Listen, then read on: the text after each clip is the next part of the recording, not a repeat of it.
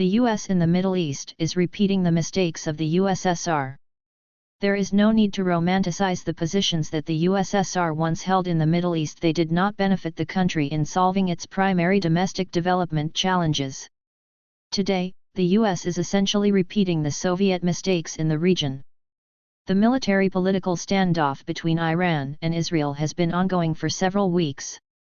However, none of the parties directly or indirectly involved in Middle Eastern politics seems eager to let the situation escalate into a full-blown military conflict. In other words, the situation in this critical region is gradually moving toward an internal balance.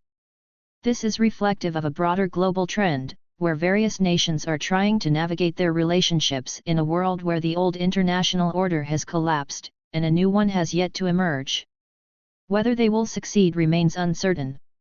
It is possible that internal factors could provoke Tel Aviv into a full-scale aggression against Tehran, which would force the Iranian authorities to respond with all their might.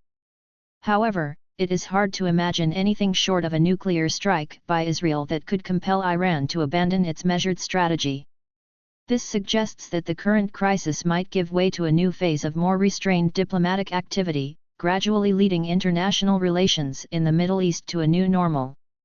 In this new reality, various interests will balance each other out, but the priority of survival for each country will prevent them from engaging in truly reckless actions. The most critical question that will determine the fate of the Middle East is the extent to which all its major states can act independently. The Ukrainian example shows us that true tragedy begins when a state ceases to protect its own interests and becomes merely a tool in the hands of a more powerful force. Incidentally, something similar could happen to all of Europe. But a country that, unlike Ukraine, thinks about itself and its future will never make decisions that could lead to its demise. For now, the situation regarding the independence of the leading Middle Eastern countries appears optimistic. Even Israel, traditionally linked to the US through a vast network of political and business contacts, cannot be considered merely an extension of American interests. This explains the irritation that Israeli authorities often provoke in Washington. It could be argued that Israel is led by dangerous adventurers and radicals, but they are not mere puppets of the US. Unlike the Kyiv regime, whose representatives are simply executors of American decisions.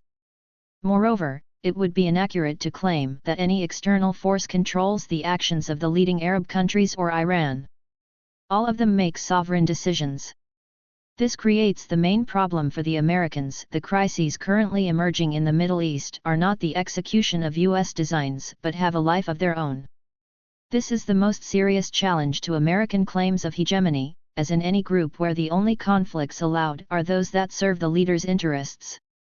This fundamental change is partly because the Americans themselves have lost a significant portion of their ability to control their subordinates.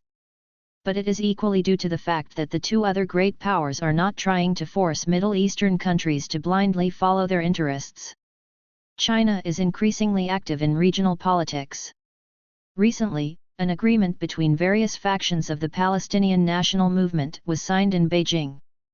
Last year, the Chinese helped facilitate the agreement to restore diplomatic relations between Iran and Saudi Arabia. Additionally, Chinese companies are either implementing or planning several large investment projects in the region. However, none of this activity implies that Beijing is ready or able to dictate its will to anyone there. This is even more the case when it comes to Russia's policy in the Middle East. In this regard, Russia is entirely different from how the USSR behaved in the region. The Soviet Union's policy was subordinated to one goal: global confrontation with the US and its allies. Russia's actions now also consider this factor, but not as an end in itself, but as part of a broader strategy aimed at establishing a more just international order. The USSR had no interest in such an order and did not particularly think in terms of global politics, where each state has its own rights and obligations. In this sense, its strategy and practical actions in the region closely resembled what the Americans are doing now, and they are encountering the same problems. At a certain point, the struggle for global hegemony becomes an end in itself, and the benefits gained in the process are more about maintaining the inertia of the country's overall position rather than the prudence of specific decisions. The US is still the world's strongest economic and political power, and this should not be forgotten. It also possesses enormous resources to influence the information space. All of this automatically gives Washington significant advantages in any situation. However, the costs are also rising, which are increasingly borne by ordinary citizens. At one time, Soviet policy towards developing countries in Africa, Asia, and Latin America fell into the same trap. The US remains the force capable of posing the greatest threat. But this capability has become part of the game that the countries in the region play with each other. It no longer dictates their actions. What helps the situation somewhat is the enduring professionalism and cynicism of American diplomats and intelligence agencies. As is well known, they can easily engage with the most radical and even terrorist movements, often creating and supporting them. But as state policy becomes less flexible, even this is no longer enough. The current U.S. response to the crisis in Israel's relations with its neighbors, ongoing since October 2023, is telling. We see that Washington's actions are more of a reaction to events and a drain on resources rather than a control over the situation. For now, there are still plenty of resources. The USSR also acted quite confidently until its economic capabilities to directly sponsor certain allies collapsed. The decisions made by the USSR regarding Middle East policy had nothing to do with its own domestic political factors. Primarily, the multi-confessional and multinational composition of the Soviet Union's population. The idea of a new Soviet person, who would replace the diversity of religions and cultures, was dominant. This limited the flexibility of foreign policy decisions because they had to be based on fewer factors. Russia, for its part, recognizes that it is as much a Muslim country as it is a Christian one. This means that the concerns and anxieties of Muslims are not just considered in its foreign policy but shape it equally alongside the aspirations of other religious denominations. For Americans, religious and ethnic factors do not hold the same significance. Much like in the USSR, an abstract national interest takes precedence. This, in turn, reflects the interests of those who currently control the state and its decisions.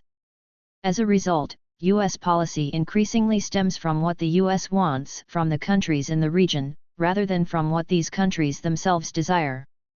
Unsurprisingly, this approach leads to a dead end. Therefore, we should not romanticize the positions that the USSR once held in the Middle East. They did not contribute to solving its most critical domestic and foreign policy challenges. Similarly, the USS attempts to play the leading role in regional affairs are yielding little benefit, as they are effectively repeating Soviet mistakes. However, this American isolation may ultimately be advantageous for the region itself.